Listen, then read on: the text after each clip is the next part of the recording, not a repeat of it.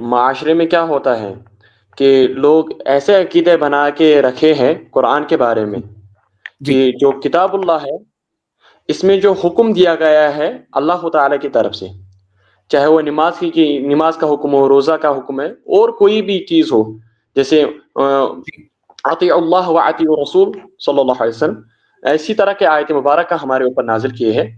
تو جی لوگوں کا رجحان کیا ہے اس حال میں کہ آیت کریمہ جو ہے ان کے مخالف کر رہے ہیں، مگر کچھ لوگ جب ان کو دعوت دیتے ہیں اللہ اور اس کے رسول اللہ صلی اللہ علیہ وسلم کی طرف، قرآن اور حدیث کی طرف، بس وہ انکار کرتے ہیں کہ ہم نہیں ماننے والے، ہم اپنے اس کی اقتدا کرنے والے ہیں، اس امام کی اقتدا کرنے والے ہیں.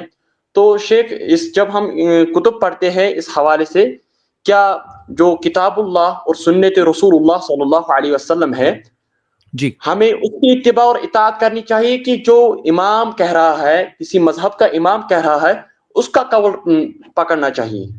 دیکھیے سمپل سی بات ہے میرے بھائی، اس کو لمبا ہم نے ڈسکس کیا ہے، بہت ڈیٹیل میں ڈسکس کیا ہے، لیکن شارٹ میں بات ہے کہ علماء اکرام جو بھی صحیح منہج کے مطابق بتاتے ہیں، سارے زمانے اور دور کے ہم سب کے سب کو رسپیکٹ کرتے ہیں، سب سے استفادہ کرتے ہیں، بینیفٹ حاصل کرتے ہیں، ان کی خدمات سے ہم فائدہ اٹھاتے ہیں.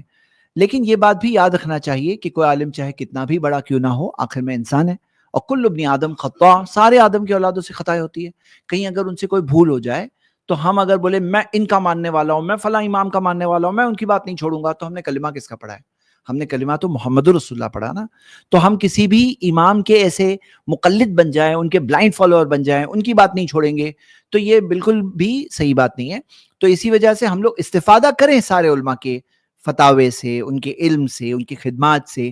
لیکن اگر علماء میں اختلاف آ جائے تو اللہ تعالیٰ نے فرمایا سورہ نساء سورہ 4 آیت نمبر 59 کہ فَإِن تَنَازَعْتُمْ فِي شَيْءٍ، اگر تم میں تنازع آ جائے، اختلاف آ جائے کسی بھی معاملے میں، ہاں کسی بھی معاملے میں، فَرُدُّوهُ إِلَى اللَّهِ وَرَسُولِهِ، اس معاملے کو لوٹا دو اللہ اس کے رسول کی طرف. تو علماء میں اختلاف آ گیا تو خود کوئی ادھورے علم والا، بغیر علم والا اپنی طرف سے نہیں نکالے گا. علماء کی ہی بات کر رہے ہیں. علماء میں جن کے پاس بھی دلیل ہوگی، جس عالم کے پاس دلیل ہوگی، پروف ہوگا، ہم ان کی بات لے لیں گے. کیا بولتے ہو؟ کتنی سمپل سی بات ہے. اب یہ اتنی سی بات کے پیچھے پتہ نہیں کیوں اتنا تنازع، اتنا اختلاف، کیا غلط ہے اس میں؟ ہم اگر سارے علماء کو رسپیکٹ کرتے ہیں، کسی کے پاس قرآن حدیث ہے، اللہ کا کلام ہے، نبی صلی اللہ علیہ وسلم کا فرمان ہے، پروف ہے ان کے پاس، عالم بھی ہے وہ بھی، ایسا نہیں کہ غیر عالم کی بات، آج کے عام آدمی کی بات لے لیں گے، خود استدلال کریں گے. جیسے کچھ لوگ اس کو کیا کرتے ہیں، غلط کوٹ کرنے کی کوشش کرتے ہیں، بولے آپ خود استدلال کریں گے. ارے کون کہہ رہا ہے خود استدلال کریں گے؟ کون کہہ رہا ہے کہ اپنی طرف سے کوئی نکال لے گا؟ یہاں تو علماء کی ہی بات ہو رہی ہے. تو یہ بات ہے جو ہم لوگ مانتے ہیں اور سکھاتے ہیں. آپ کو اس بارے میں کوئی پرابلم ہے؟ اس میں کچھ پرابلم ہے؟ جی، اب جو اس کے ساتھ ساتھ ہم کہنا چاہیں گے کہ جو اگر کوئی طالب علم ہو، علم حاصل کرنے والا ہو، تو کیا اس کو ضروری ہے کہ وہ کسی امام کے پیچھے اقتدا کرے، اس کی کتب پڑھے، اس کی کتب سے علم حاصل کرے؟ کیسا ہے کہ ہم قرآن حدیث علماء کی رہنمائی میں سیکھتے ہیں، علماء کی گائیڈنس کے اندر سیکھتے ہیں. تو یہ بات بھی بہت ضروری. جی شکشا بہن، آپ کیا بولنا چاہتے ہیں؟ جی، طالب علم کے لیے ضروری ہے، اور اس کے آداب میں سے یہ ہے کہ بھئی وہ علماء کے استدلالات پڑھنے پڑیں گے. اس کو علماء نے کس طریقے سے قرآن و سنت کو سمجھا ہے، سمجھایا ہے. کیونکہ بھائی حدیث کی تحقیق کیسے ہوگی؟ فلاں کتاب جو فلاں کی طرف منسوب ہے وہ ان کی ہے کہ نہیں، کیسے پتا چلے گا؟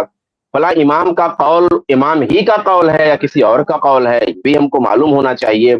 پھر کسی عالم کی عبارت ہے، کسی عالم نے کوئی فتویٰ دیا ہے، اس عالم کی عبارت کا، اس کے فتویٰ کا مطلب کیا ہے، اس کا مفہوم کیا ہے.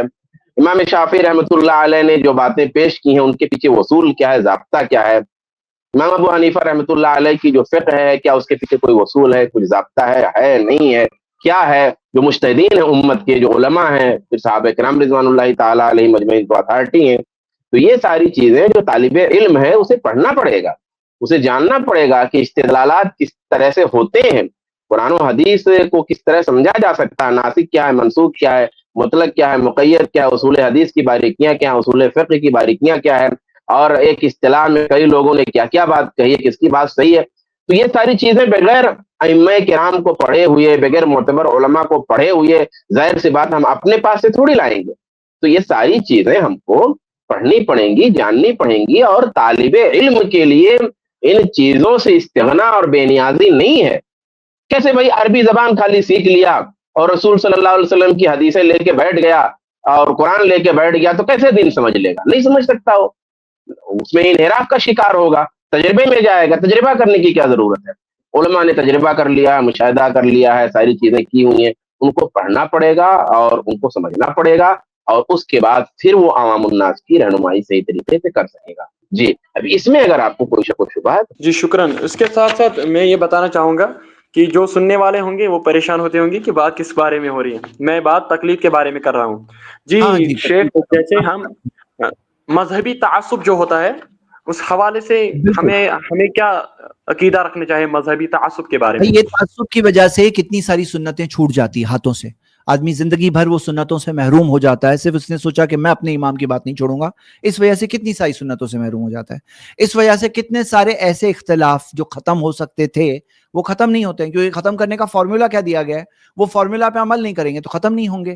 لیکن جو ختم کرنا ممکن تھا, جو ہو سکتے تھے, اور ہم ان اختلافات میں حق اور صحیح بات کیا ہے وہ جان سکتے تھے, لیکن صرف اوپن مائنڈ نہ ہونے کی وجہ سے یا اپنے آپ کو باندھ دینے کی وجہ سے, ہٹ دھرمی کی وجہ سے, ایک چیز سے بالکل اپنے آپ کو منسلک کر دینا, مان لینا کہ میں ان کا ماننے والا ہوں, اس وجہ سے آدمی محروم ہو جاتا ہے. کتنا بڑا نقصان ہے کہ حق کی ایک بات اس سے چھوٹ جائے جب وہ آسانی سے جان سکتا تھا. اس کلپ کی فل ویڈیو دیکھنے کے لیے ہمارے چینل پر ضرور آئیں. آئی پلس ٹی وی نے ایک نیا یوٹیوب چینل شروع کیا ہے جس کا نام ہے آئی پلس ٹی وی اختلاف کا حل.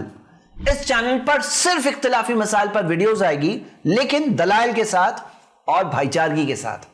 آپ کو میں دعوت دیتا ہوں کہ آپ بھی ہمارے اس چینل کو سبسکرائب کریں, ہماری ویڈیوز کو شیئر کریں اور نوٹیفیکیشن آئیکن کو آل سلیکٹ کریں تاکہ آپ کو ہماری ویڈیوز کا نوٹیفیکیشن مل سکے. جزاک اللہ خیر, والسلام علیکم ورحمۃ اللہ.